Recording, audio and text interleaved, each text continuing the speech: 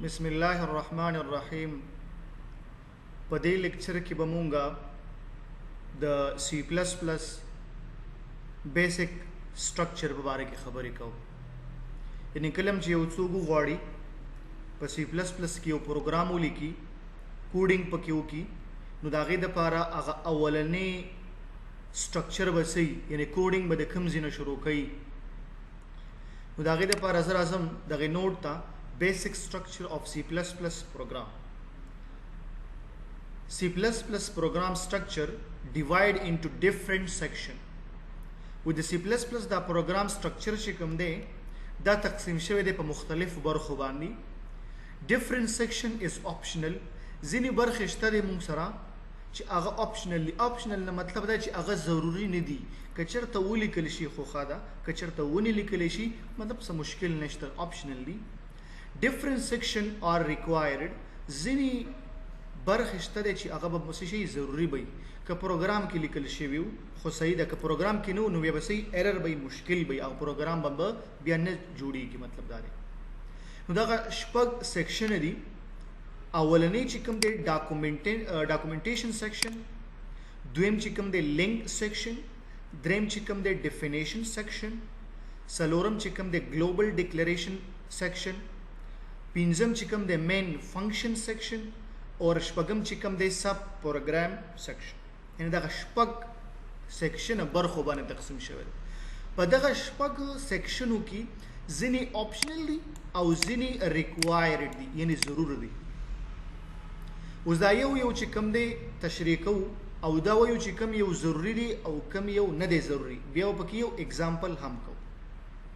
اولنی چې کوم دی مونږ سره دی ډاکومنټیشن سیکشن.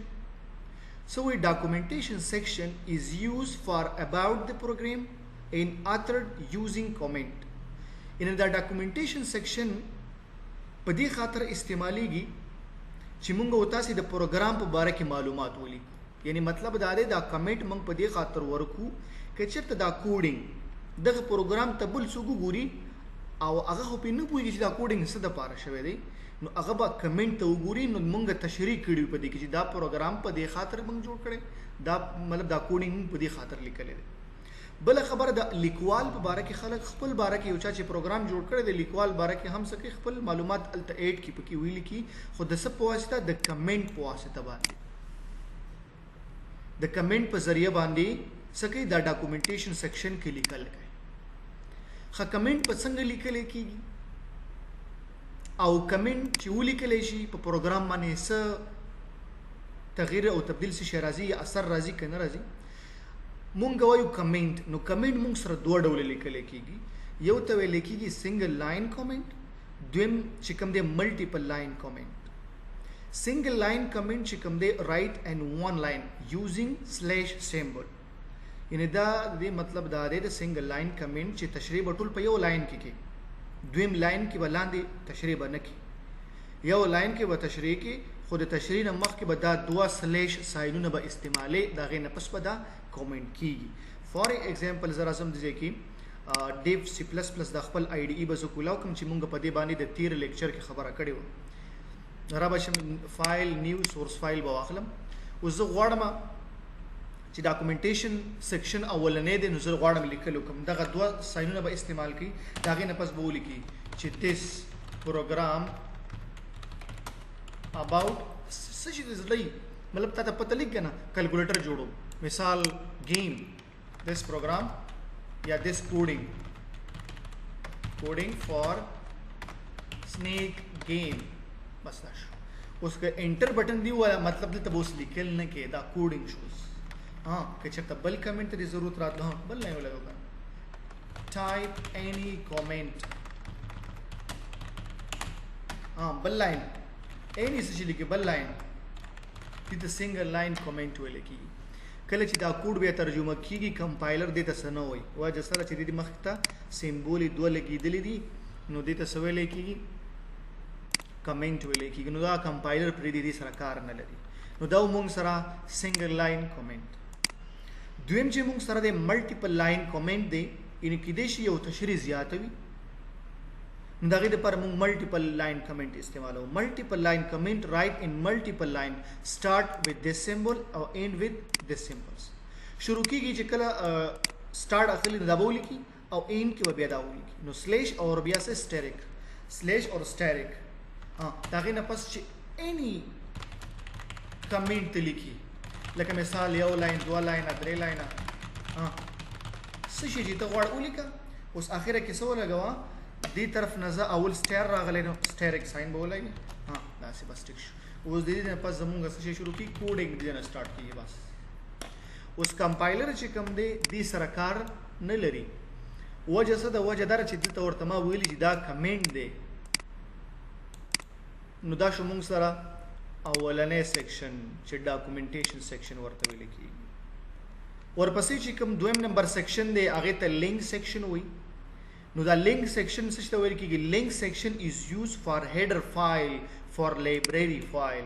کله چې مونږ کوډینګ شروع کوو که نه دا برخو کمنټ شو که کمنټ وي ولیکه که نه ولیکه یعنې مطلب دا شو دلته چې دغه ډاکومنټیشن سیکشن څه شی دی دلته به زه ورته ولیکم چې دس از آپشنل دا مونږ سره څه شی دی آپشنل دی. ورپسې چې کوم دی لینک سیکشن دی چې دې کې مونږ هیډر فایل لیکو نو دا چې مونږ سره دی ریکوایرډ دی دا ضرور دی. اوس لکه مثال زه پروګرام شروع کوم نو زه به دلته لیکم څه شی دی هیش انکلود آی او سټریم بس دغه شان هیډر فایلونه لکه مونږ داسې لیکو هیش انکلود windows .h mate.h ډیر اف ډاټ مطلب ډیر هیډر فایلونه موږ څه کولی شو دلته لیکلی شو نو دا ضرور دی که چېرته دا پروګرام کې نو هیډر فایلونه دې نه ولیکلي خو کار او بیا نه به کوي. بیا وروسته هم پوهیږم چې د آی او سټریم څه مطلب دی او د windows .h څه مطلب دی د انکلود څه مطلب دی د هیش څه مطلب دی دغه یو تشریح کوم موږ سره. نو دا چې دی موږ سره لینک سیکشن دی. ورپسې چې کوم دی لینک سیکشن کې موږ څه لیکو هیډر فایل لیکو. دا هیډر فایل دی څه شي header file we want to use predefined function. کله چې موږ غواړو predefined function استعمال کو predefined نه مطلب دا دی چې کمپنی والا جوړ کړي یعنی مخکې نه پروګرام کې ایډ شوی وي ان پروګرام is use header file چې دا موږ وتا څه لپاره استعمالو header file یعنی پروګرام کې موږ header file لیکو چې زمونږ وتا څه پروګرام اما غزنه شروع کیږي. خاصه header file لیکو دا غینه مخکې به اول هیش لیکي به انکلود لیکي. انکلود مطلب دا چې ما شامل کو زما د خپل پروګرام ته اول به څه لیکي هیش انکلود دا ضرور دی یعنی څه شي د دې مطلب دا چې زه یو پروګرام ته یو څه شي شاملوم د کوډونو مجموعه شاملوم زورته هیډر فایل حکم فایل هغه فایل نمونه بیا وروسته راځي چې کم کم ضرورت راته اما غو ضرورت مطابق بیا مونږ وایو. نو لکه ما ته اوس یو هیډر فایل لیکل دی هیش انکلود آی او سټریم لکه زه بل تر شمولي بکم آی او سټریم دا مې ولیکه دا یو هیډر فایل شو موږ سره. اوس د دې خو مطلب دا شو د هیش انکلود چې زه یو د خپل پروګرام ته یو کوډینګ یو لایبرری یو هیډر فایل شاملوم هغه سنوم دی آی او سټریم. اوس د آی او سټریم څه مطلب دی دریم انپوټ آوټپوټ سټریم د آی مطلب د انپوټ د او مطلب د آوټپوټ او د سټریم خو مطلب سټریم فایل شنو شو مطلب دا خدا ولی موږ په یو پروګرام کې لیکو کله چې ته وړوکی پروګرام جوړې که چېرته ته غټ پروګرام جوړې نو د هغې دپاره شرط همدا دی چې څه به کې دغه هیډر فایل باید ضروري پکې وي انپوټ آوټپوټ سټریم یعنی مطلب دا دی چې کله هم تا دا ولیکه نو پروګرام کې د دوو کارونو اجازت پیدا شو. لاندې چې کوم کوډینګ کې که نه دی پروګرام کې دوه کارونو اجازت پیدا شو یو انپوټ یعنی انپوټ د کیبورډ نه باخلي بل آوټپوټ ریزلټ بدل ورکوي یعنی دوه کارونه وکړي. آی مطلب د انپوټ اجازه بدر کې چې ته یو داسې پروګرام جوړ کې چې تا انپوټ کې څه نمبر وغواړي څه عدد وغواړي څه ټیکسټ وغواړي دا فیسیلیټي پکې پیدا شو. او اوس مطلب د آوټپوټ یعنی آوټپوټ ډسپلی بدله هم درکوي. انپوټ د لپاره مونږ بیا څه کوو سی ان استعمالو او د آوټپوټ د لپاره مونږ څه استعمالو سی آوټ. په دې باندې به وروسته دا فنکشن دی خبرې کوو فقط دومره زده کړئ چې هیډر فایل څه ته ویل کېږي.